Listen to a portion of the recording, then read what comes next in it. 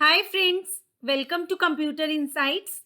In this video, we will discuss previous year questions related to discrete structures. आप लोगों को सबको पता होगा कि discrete structures का हमारा 10 मार्क्स का वेटेज रहता है NTA नेट में. So let's get started.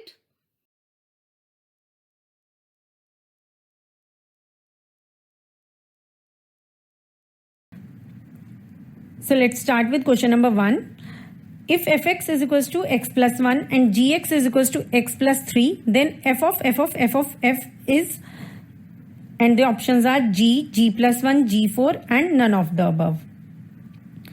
So if f of x is x plus 1 and g of x is x plus 3, f of x will be x plus 2. ठीक है, ये f of x क्या return करेगा x plus 1 और next f of x plus 1 क्या हो जाएगा फिर. अभी इस f को क्या मिल गया, x की वैल्यू x plus 1, तो इसकी वैल्यू आपके पास कैलकुलेट करके क्या आ जाएगी x plus 1 plus 1. So it will be x plus 2. f of f will be x plus 3 and f of f will be x plus 4, और जिसे हम लिख सकते हैं x plus 3 plus 1. तो आपके पास x plus 3 क्या है, g आपको गिवन है, तो रिजल्ट आपका क्या आ गया g plus 1. इस तरह से जब भी आपके पास कोई एक्सप्रेशन दिया हुआ है तो उसे हम राइट टू लेफ्ट कैलकुलेट करते हैं. ठीक है, so the correct answer is g plus 1.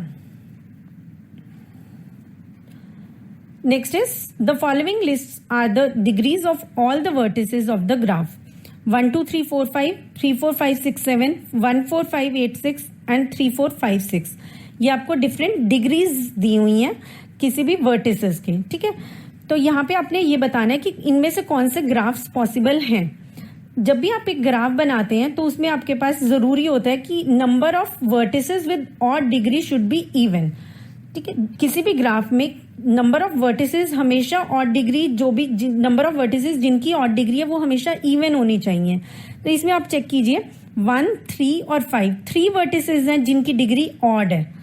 ठीक है, और यहाँ पे हमारे पास 3 5 7, 3 वर्टिसेस हैं जिनकी डिग्री ऑड है. तो हमारे पास 1 और 2 पॉसिबल नहीं है, तो आपके पास ए भी नहीं हो सकता आंसर, सी भी नहीं हो सकता और डी भी नहीं हो सकता. नेक्स्ट हम चेक करते हैं 1 एंड 5. इसमें हमारे पास 2 वर्टिसेस हैं जिनकी डिग्री ऑड है.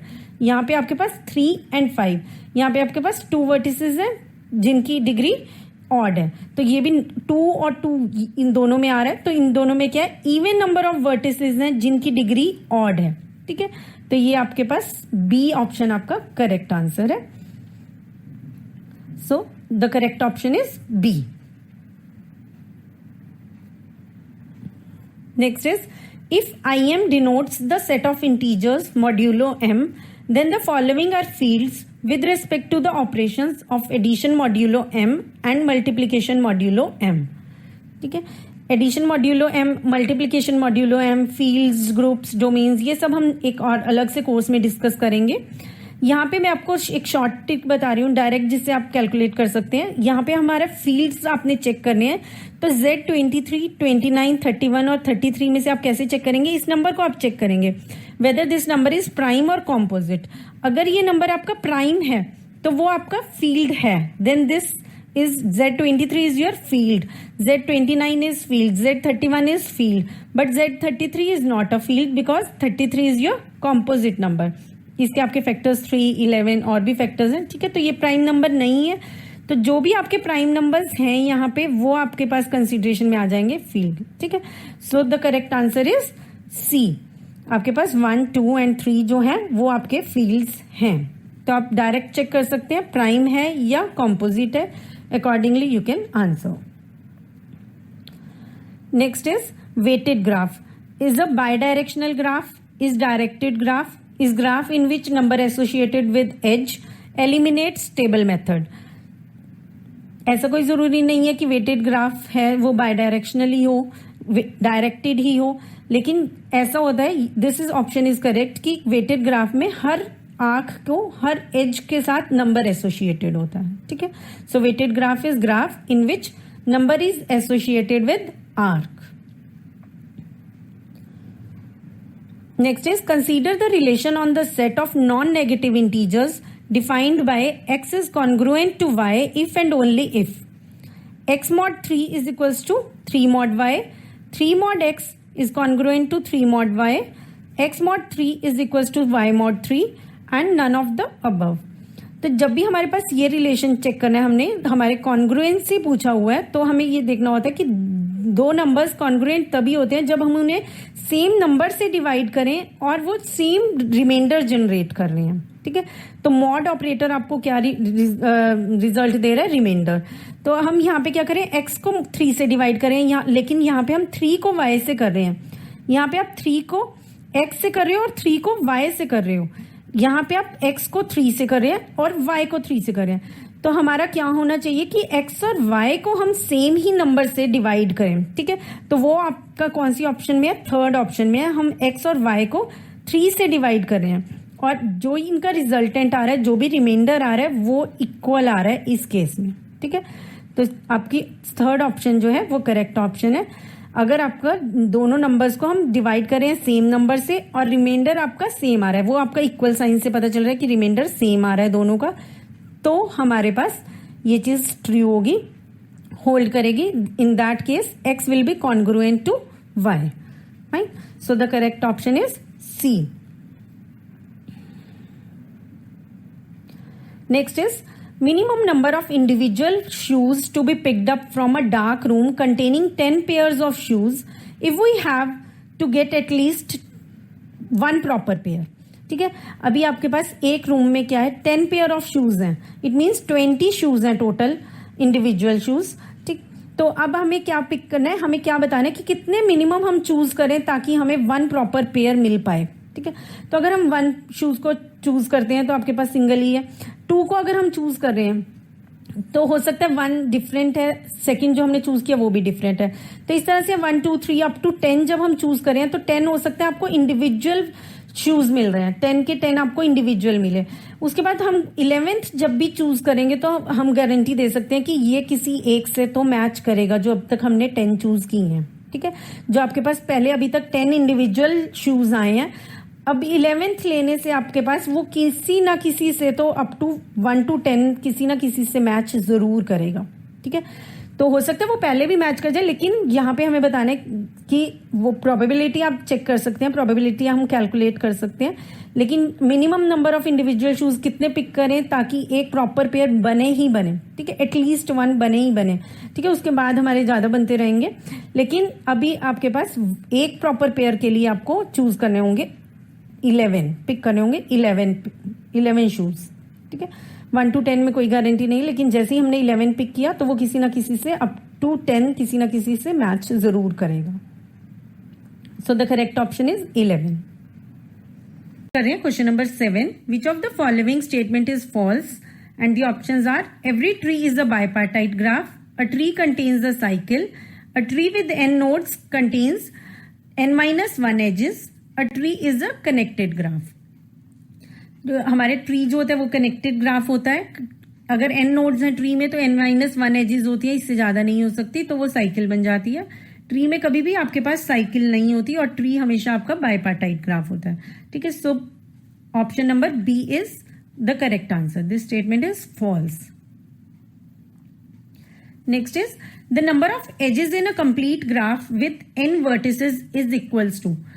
आपके पास जब भी कंप्लीट ग्राफ होता है तो उसमें अगर n वर्टिसेस हैं तो टोटल नंबर ऑफ एजेस हमारी क्या होती है? n into n-1/2. A, B, C options are wrong. ठीक है, तो कंप्लीट ग्राफ आपका कौन सा ग्राफ होता है? In which every vertex is connected to every other vertex.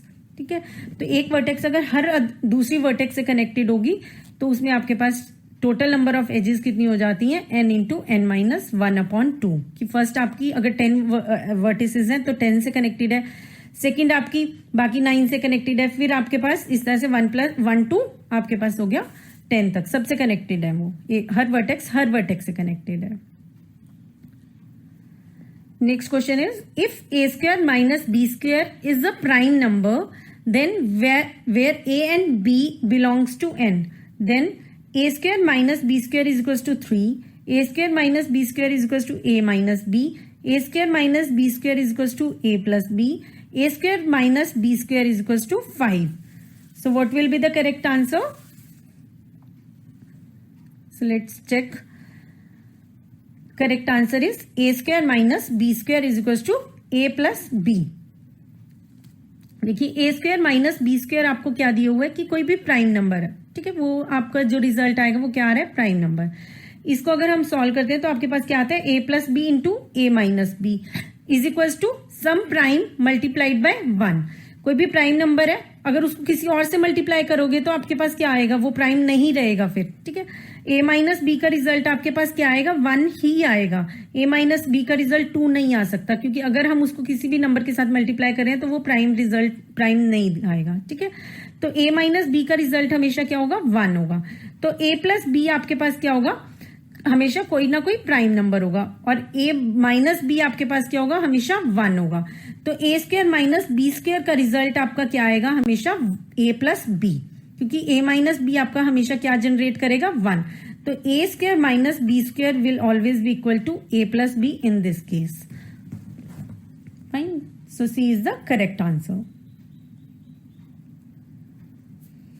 Next is a box contains 6 red balls and 4 green balls. 4 balls are selected at random from the box. What is the probability that 2 of the selected balls are red and 2 are green? हमारे पास total balls कितनी है, 10, ठीक है, जिसमें से आपके पास 6 red balls हैं और 4 ग्रीन बॉल्स हैं। हमें 4 बॉल्स को चूज करना है, तो उसकी प्रोबेबिलिटी टोटल कितनी हो गई, 10C4, ठीक है। अभी हमें चेक करना है कि 2 उसमें से आपके पास रेड है और 2 उसमें से आपके पास ग्रीन है। तो 6 में से 2 रेड बॉल्स की प्रोबेबिलिटी कितनी है, 6C2, और 4 में से 2 ग्रीन की प्रोबेबिलिटी कितनी हो गई, 4C2, ठीक है। तो इसे देखते हैं कैसे सॉल्व करना है। 4 बॉल्स आप अगर ले रहे हो तो 10C4 आ गया आपके पास, और नंबर ऑफ वेज 2 को सिलेक्ट करने के 6C2 आ गया, और 2 ग्रीन बॉल्स को सिलेक्ट करने का आपके पास 4C2 आ गया। तो रिक्वायर्ड प्रोबेबिलिटी आपके पास क्या आई, 6C2 multiplied by 4C2 divided by 10C4, ठीक है। जो भी आपका टोटल नंबर ऑफ आउटकम्स है वो यहाँ पे आ गया, और जो आपको रिक्वायर्ड आउटकम है वो आपकी ये आ गई, ठीक है। तो आपके पास रिजल्ट में क्या आ गया, 15 into 6 upon 210, that is equivalent to 60 upon 210, that is 3 upon 7. So 3 upon 7 is the correct answer in this case. Fine. Next is the set of positive integers under the operation of ordinary multiplication is not a monoid, not a group, and abelian group. तो इसमें आपके पास monoid होता है, वो group भी होता है, ठीक है। तो ये ए और बी ऑप्शंस आपकी गलत हैं। इसके बाद इन्होंने पूछा है कि ग्रुप या अबेलियन ग्रुप। अभी वो ग्रुप भी होता है और अबेलियन ग्रुप भी होता है, तो जो अबेलियन ग्रुप एक ग्रुप से बड़ा है, ठीक है, तो आपको अबेलियन ग्रुप चूज करना है, ठीक है। एक बार मैं आपको प्रॉपर्टीज बता देती हूँ। इसमें आपके पास क्या होता है, फर्स्ट प्रॉपर्टी क्या होती है, क्लोजर प्रॉपर्टी। सेकेंड प्रॉपर्टी हमारे पास होती है associative property. Next is identity, और एक आपके पास होती है इनवर्स, ठीक है। अगर आपके क्लोज्ड है, एसोसिएटिव है और आइडेंटिटी है, ठीक है, तो आपका होता है मोनोइड। अगर क्लोज्ड है और एसोसिएटिव है तो हमारा होता है सेमी ग्रुप। अगर ये 4 प्रॉपर्टीज को सेटिस्फाई करता है कोई भी स्ट्रक्चर, तो आपके पास वो बन जाता है ग्रुप।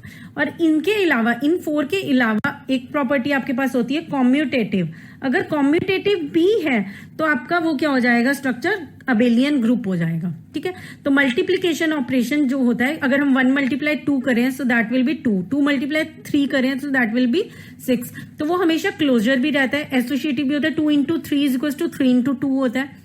आइडेंटिटी भी हमेशा एग्जिस्ट करती है, इनवर्स भी हमेशा एग्जिस्ट करता है मल्टीप्लीकेशन ऑपरेशन में, और कॉम्यूटेटिव भी होते हैं वो, ठीक है।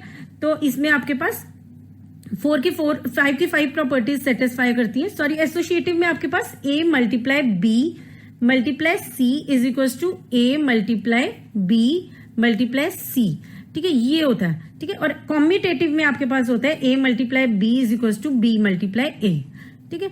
तो ये आपकी सारी प्रॉपर्टीज अगर सेटिस्फाई हो रही हैं तो वो आपका स्ट्रक्चर क्या हो जाता है, अबेलियन ग्रुप हो जाता है। 5 की 5 प्रॉपर्टीज, ठीक है। एसोसिएटिव है आपके पास, ठीक है, एसोसिएटिव है, क्लोजर है, आइडेंटिटी है, इनवर्स है, और आपके पास कॉम्यूटेटिव प्रॉपर्टी, ठीक है। तो ऑर्डिनरी जो मल्टीप्लीकेशन ऑपरेशन है, अगर हम पॉजिटिव इंटीजर्स पे देखते हैं तो वो आपके इन सभी प्रॉपर्टीज को हमेशा सेटिस्फाई करता है, तो आप याद कर सकते हैं कि वो हमेशा अबेलियन ग्रुप होगा।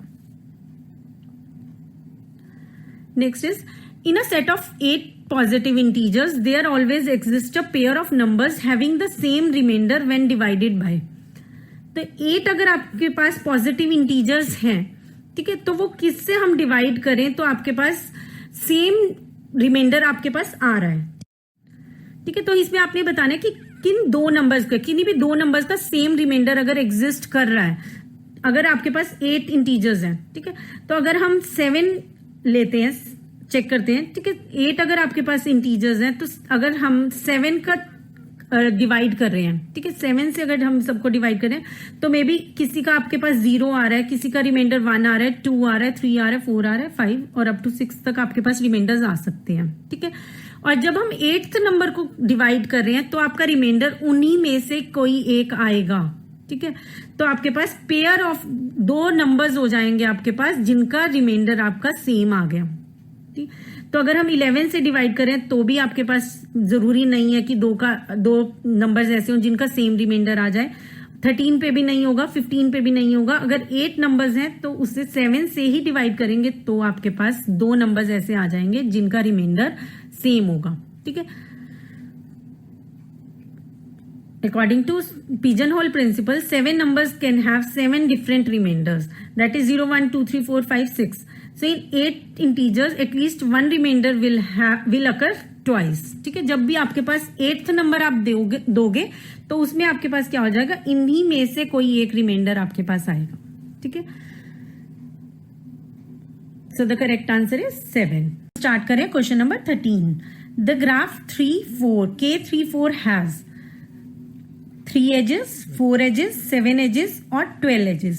K34 मीन्स आपके पास एक बाइपार्टाइट ग्राफ है, ठीक है, और उसमें आपके पास 3 और 4 आपके पास एक अलग अलग सेट में वर्टिसेस हैं। एक सेट में आपके पास 3 वर्टिसेस हैं और एक सेट में आपके पास 4 वर्टिसेस हैं, ठीक है। तो इसमें क्या होता है, बाइपार्टाइट ग्राफ में क्या होता है, एक सेट की वर्टेक्स दूसरे सेट के वर्टेक्स से ही कनेक्टेड होती है, अपने सेट के किसी भी और वर्टेक्स से कभी भी कनेक्टेड नहीं होती, ठीक है।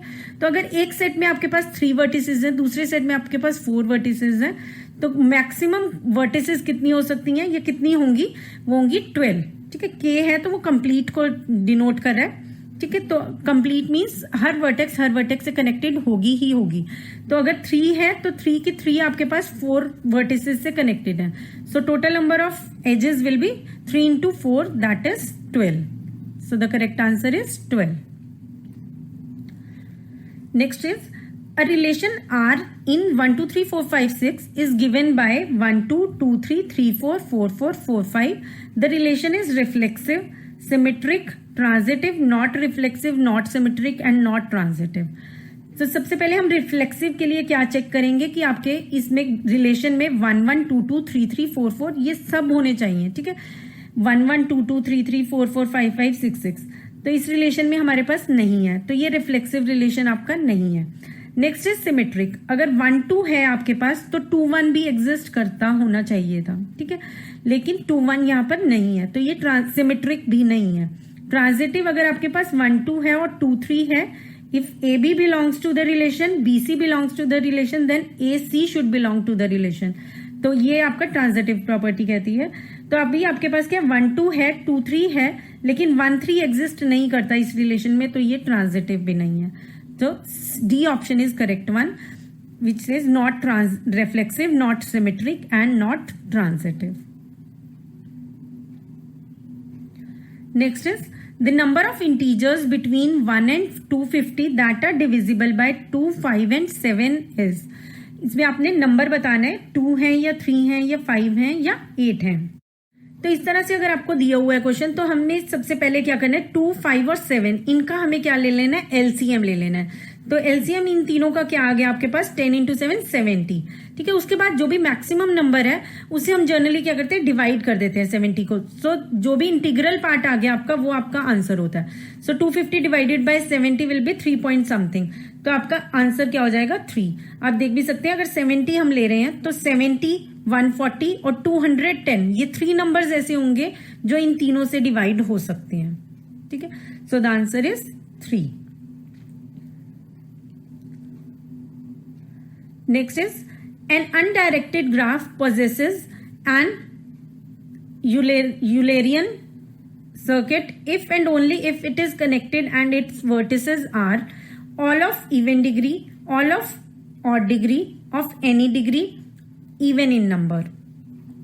तो इसमें आपके पास क्या है, यूलर सर्किट आपका क्या होता है? यूलर सर्किट होता है आपके पास किसी भी ग्राफ में अगर आप एक देखिए, suppose this is a graph,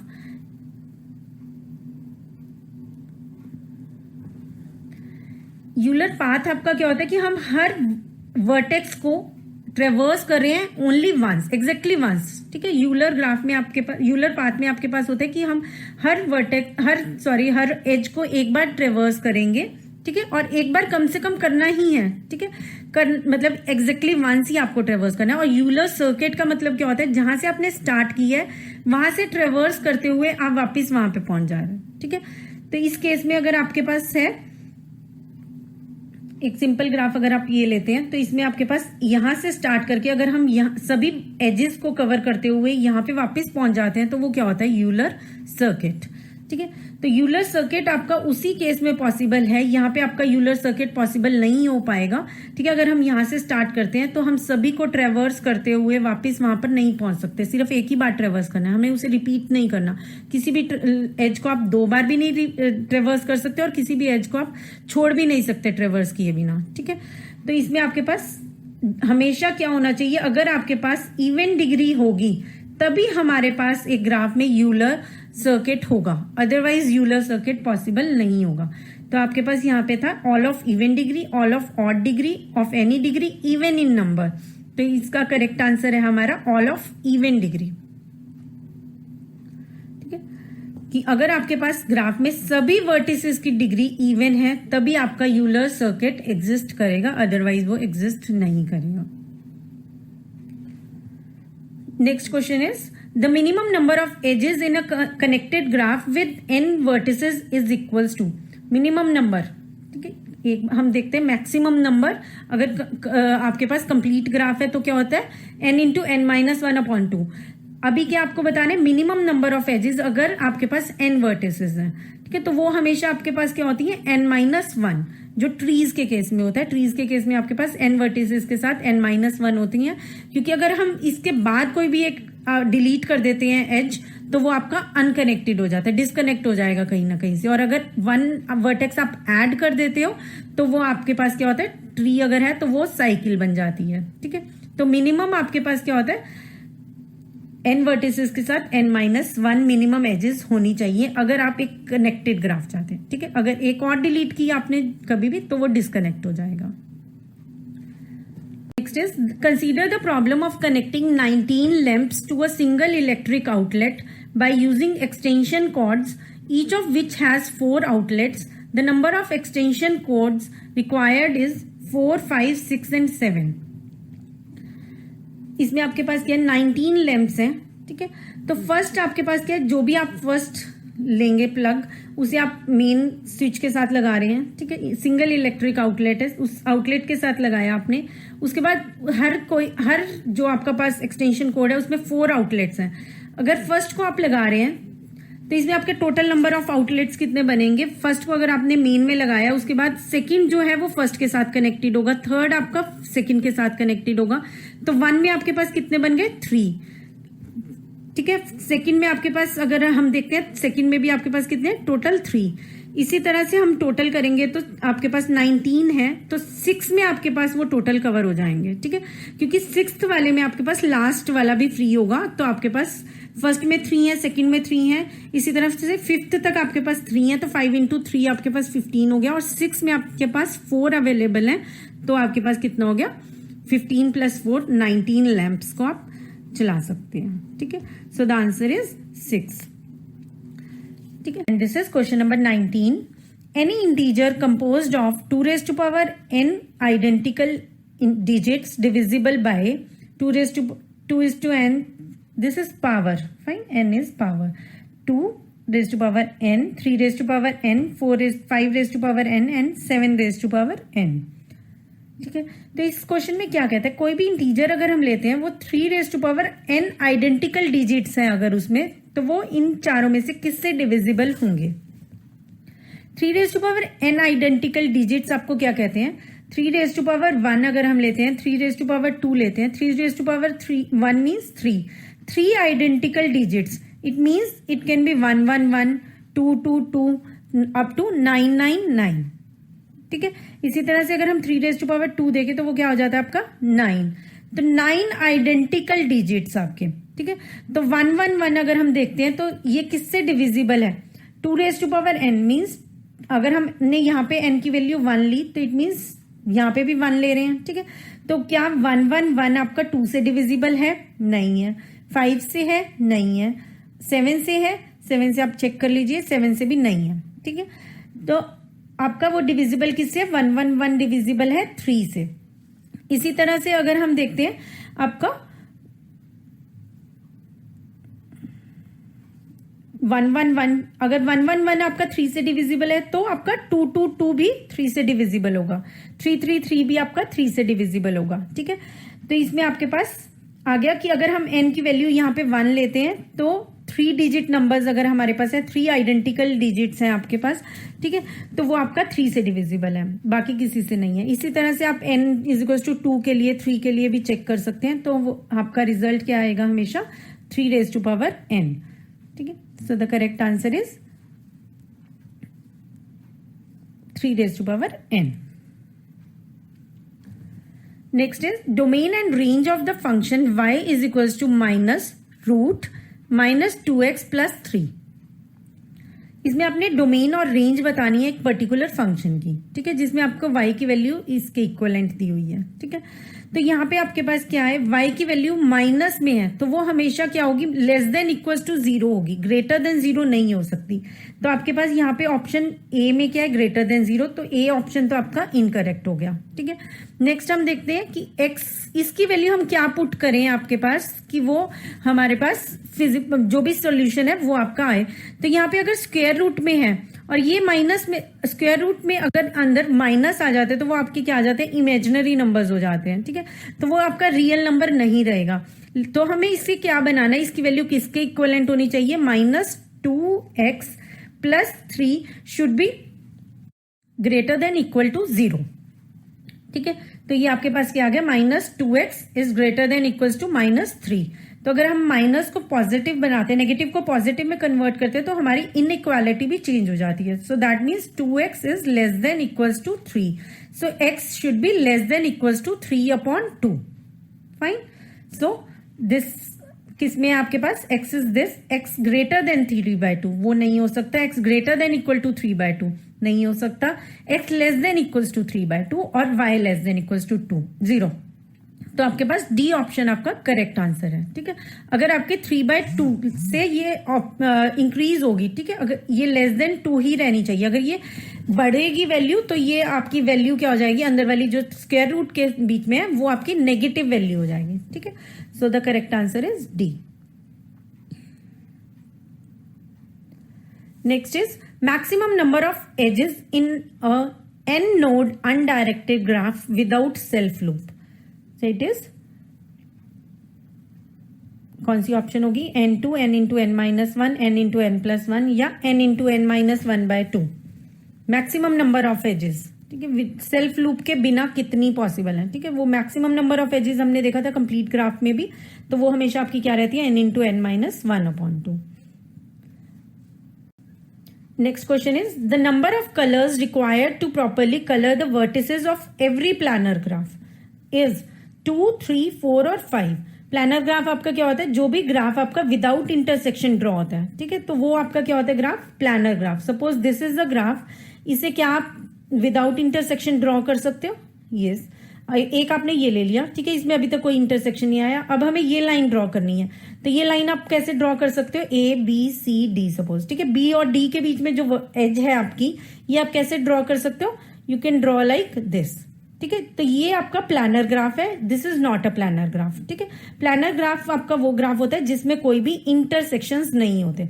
तो हर प्लानर ग्राफ को कलर करने के लिए, किसी भी प्लानर ग्राफ को कलर करने के लिए हमें नंबर ऑफ कलर्स कितने रिक्वायर्ड होते हैं, दैट इज 4, 2 3 4 5, ठीक है। तो इसमें से ऑप्शन आपका है 4। जैसे अगर हमें इसे कलर करना है, ये अगर आपका सपोज रेड कलर का हो गया तो आपका ये दोनों रेड कलर के नहीं हो सकते। और अगर आप इन दोनों वर्टिसेस को कर रहे हैं, इसको करें आप ग्रीन कलर से, तो आपकी ये भी ग्रीन से नहीं हो सकती, ये भी ग्रीन से नहीं हो सकती। तो अगर हमने इसे किया ब्लू से, और ये रेड से भी नहीं हो सकती, ग्रीन से भी नहीं हो सकती, ब्लू से भी नहीं हो सकती, इसे हमने लिया येलो, तो हमें 4 कलर्स की रिक्वायरमेंट पड़ी, ठीक है। तो जब भी हमारे पास कोई भी प्लानर ग्राफ है तो उसे हम 4 कलर्स के साथ कलर कर सकते हैं, right. So the answer is 4। Next is, how many relations are there on a set with n elements that are symmetric and a set with n elements that are reflexive and symmetric? ठीक है, इसके लिए आप ये देखिए, अगर हमारे पास हमें कैलकुलेट करना है टोटल नंबर ऑफ रिलेशंस, जिसमें आपके पास एक सेट में n एलिमेंट्स हैं और दूसरे सेट में आपके पास m एलिमेंट्स हैं, तो आपके पास होगा 2 raised to power mn। ये रेज टू पावर में है, सब पावर्स में है, ठीक है। Number of reflexive relations on a set with n elements, reflexive relations आपके पास हमेशा कितने रहते हैं, 2 raised to power n into n minus 1। Symmetric relations हमारे पास होते हैं 2 raised to power n into n plus 1 upon 2। Anti symmetric 2 raised to power n 3 raised to power n into n minus 1 upon 2। Asymmetric relations हमारे पास होते हैं 3 raised to power n into n minus 1 upon 2। Irreflexive relations 2 raised to power n into n minus 1। Number of reflexive and symmetric relations 2 raised to power n minus 1 upon n into n minus 1 upon 2। तो आपके पास यहाँ पे पूछे हुए हैं जो symmetric है और जो रिफ्लेक्सिव एंड सिमेट्रिक है। तो सिर्फ सिमेट्रिक आपके पास क्या है, 2 raised to power n into n plus 1 upon 2, और रिफ्लेक्सिव और सिमेट्रिक क्या है, 2 raised to power n into n minus 1 upon 2। So the correct answer will be, ये भी नहीं है, ये नहीं है, ये नहीं है, इस वाले में हमारे मैच करें, तो D is the correct answer. The power set of the set phi is 5 5 5 0 0 5 5। सो जब भी आपको कोई भी सेट दिया हुआ है उसमें आप सबसे पहले चेक कीजिए नंबर ऑफ एलिमेंट्स, और उसके बाद देखिए कि पावर सेट में कितने नंबर ऑफ एलिमेंट्स होंगे। इस सेट में 1 एलिमेंट है तो पावर सेट में 2 raised to power 1 होगा, ठीक है। 2 raised to power n रहता है हमेशा, n क्या होता है, number of elements in a set, और 2 raised to power n आपका क्या रहेगा, number of elements in the power set. इसमें अगर 1 है तो पावर सेट में कितने एलिमेंट्स हो जाएंगे, 2। यहाँ पे आपके पास A, C और D में 2 नहीं है, B में आपके पास 2 है, और वो भी 5 हमेशा होता है आपके पास पावर सेट में, और उसके बाद जो भी आपके पास यहाँ सेट में है वो एलिमेंट, ठीक है। तो यहाँ पे आपके पास 2 एलिमेंट्स हैं और 5 5 जो होने चाहिए थे वही एलिमेंट्स है। तो आपका करेक्ट ऑप्शन क्या हुआ, B। Next is the power set of A union B where A is equals to 2 3 5 7 and B is equals to 2 5 8 9 is 256 64 16 and 4। A union B आपके पास क्या आ जाएगा, 2 3 5 7 8 9। तो टोटल नंबर ऑफ एलिमेंट्स कितने आ गए हमारे पास, 6। और आपके पास फॉर्मूला क्या है कैलकुलेट करने का, total number of elements in power set 2 raised to power n where n is number of elements in the set. तो आपके पास पावर सेट में कितने एलिमेंट्स हो जाएंगे, 2 raised to power 6 which is equal to 64। तो correct option आपके पास क्या हो गई, B. Next is the relation divides on a set of positive integers is symmetric and transitive, anti symmetric and transitive, symmetric only and transitive only. जब भी आपके पास divide relation रहता है तो वो हमेशा आपका ट्रांजिटिव होता है।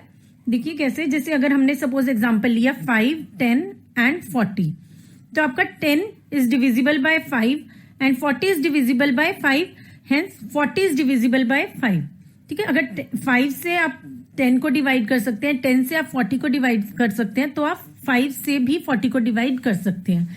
तो ये आपका हुआ ट्रांजिटिव। और नेक्स्ट हम चेक कर लेते हैं कि वेदर इट इज सिमेट्रिक और एंटी सिमेट्रिक और नॉट एनी वन, कोई भी नहीं है इनमें से, ठीक है। तो अगर हमारे पास है 5 और 10, तो हम 5 आपका 10 को डिवाइड कर रहा है, लेकिन क्या आपका 10 भी 5 को डिवाइड कर पाएगा, नहीं कर पाएगा। तो ये आपका सिमेट्रिक नहीं हुआ, ठीक है। और इसी तरह से अगर हम चेक करें 5 5, तो 5 5 को डिवाइड कर पा रहा है, और इसी तरह से 5 5 को भी डिवाइड कर पा रहा है, ठीक है। तो हमारे पास ये क्या हो गया, anti symmetric. So the answer is anti symmetric and transitive. Symmetric और ट्रांजिटिव नहीं है, सिर्फ सिमेट्रिक वैसे ही नहीं है, और ट्रांजिटिव सिर्फ नहीं है, एंटी सिमेट्रिक और ट्रांजिटिव होगा हमारा डिवाइड रिलेशन किसी भी सेट पे जो पॉजिटिव इंटीजर्स का सेट है। Next is the vertex cover of an undirected graph GVE is a subset V1 which is subset of V vertices such that each pair of vertices is in V1 is connected by an edge. If UV belongs to E, then U belongs to V1 and V belongs to V1. If UV belongs to E, then either U belongs to V1 or V belongs to V1. All pairs of vertices in V1 are not connected by an edge. इसी एक example से मैं बताती हूँ आपको। देखिए, जैसे suppose आपके पास एक ये एग्जाम्पल है, ठीक है, इसमें हमारे पास ये A, B, C और D है। वर्टेक्स कवर क्या कहता है? वर्टेक्स कवर कहता है कि हम सभी एजेस को कवर कर सकें। यहाँ पे नाम इसका वर्टेक्स कवर है, लेकिन हम कवर सभी एजेस को करना चाहते हैं और मिनिमम नंबर ऑफ वर्टिसेस के साथ, ठीक है। तो यहाँ पे अगर आपके पास वर्टिसेस हैं A, B, इन दोनों एजेस को आप A से कवर कर सकते हैं, इस एज को आप B से कर सकते हैं, अगर इस एज को आप D से कर सकते हैं, ठीक है। इन सभी एजेस को हमने कवर कर लिया A, B, D से। C की हमें रिक्वायरमेंट नहीं है सपोज, ठीक है। तो आपके पास वर्टेक्स जो आपके पास V1 आ गया, इस केस में V1 आपके पास क्या आ गया? A, B and D। वो आपका A, C, D भी हो सकता है, A, B, C भी हो सकता है, ठीक है। जिससे भी आप सभी एजेस को कवर कर पा रहे हैं वो हो सकता है, ठीक है। ऐसा नहीं है कि सिंगल ही हमारे पास हो सकता है, A, B, D एक ही सेट हो सकता है, नंबर ऑफ सेट्स आपके पास पॉसिबल है, ठीक है। और यहाँ पे आपके पास V क्या था? A, B, C और D, ठीक है। तो अब आपके पास कोई भी अगर एज है, सपोज दिस एज, ये कोई भी एज है, ठीक है, तो ये अभी V1 से आपका हो सकता है C नहीं भी हो रहा, C आपका उससे बिलोंग नहीं कर रहा V1 से, ठीक है। C इसमें नहीं है, D है, ठीक है। तो इस एग्जांपल के थ्रू हम समझते हैं इसकी ऑप्शंस को। तो इसका आंसर क्या आपका? If UV belongs to E, then either U belongs to V1 और V बिलोंग्स टू V1, ठीक है। जैसे कि अब हमने देखा यहाँ पे C आपका V1 में नहीं है, D है आपका, A, B, D है, तो C आपका नहीं है यहाँ पे, तो एंड ऑप्शन नहीं आएगी, ईदर और आपका चलेगा। या तो ये U है आपका V1 में, U बिलोंग्स टू V1 और V बिलोंग्स टू V1, ठीक है। और सभी जो वर्टिसेस होती है, ऐसा नहीं होता कि वो कनेक्टेड नहीं है, सभी वर्टिसेस जो हैं आपकी, all pairs of vertices in V1 are not connected by an edge. वो वर्टिसेस सभी कनेक्टेड हैं एजेस के साथ, ठीक है। जैसे आपने देखा यहाँ पे A, B, D, C है, और V1 में आपके पास क्या है? A, B, D, तो ये सभी एजेस से कनेक्टेड होंगी हमेशा। और यहाँ पे एंड है तो ऐसा कोई जरूरी नहीं होता, ठीक है। तो कोई भी एक हो सकती है, और ही है इसकी डेफिनेशन में ही, वर्टेक्स कवर की डेफिनेशन ही यही कहती है, if vertex cover of an undirected graph GVE is a subset of its vertices. कोई भी सबसेट है आपके पास, V1 है सपोज, जो V है उसका एक सबसेट है V1, तो उसमें अगर UV एक एज है तो उसमें U या V दोनों में से कोई भी जो वर्टेक्स सबसेट आया है हमारे पास उससे बिलोंग कर सकती है, ठीक है। So C is the correct answer. Next is consider the following statement, a graph in which there is a unique path between every pair of vertices is a tree. A connected graph with E is equals to V minus 1 is a tree. A graph with E is equals to V minus 1 that has no circuit is a tree. So which of the above statements are true? First and third statement, second and third statement, first and second statement, or all of the above. तो इसमें आपको पता है connected graph में edges क्या होती हैं? हमेशा वर्टिसेस -1 होती हैं, तो वो क्या है? ट्री है, ठीक है। और वो कनेक्टेड भी है। अगर हमें कहीं डिसकनेक्टेड चलेगा तो फिर जरूरी नहीं होता कि ट्री होगा वो, ठीक है। जैसे अगर सपोज हम 3 वर्टिसेस ले लें और 2 को कनेक्ट कर दें और तीसरी को कनेक्ट नहीं कर रहे हैं, 2 को इस तरह से कर दिए, जैसे सपोज आपने ये 3 वर्टिसेस हैं हमारे पास,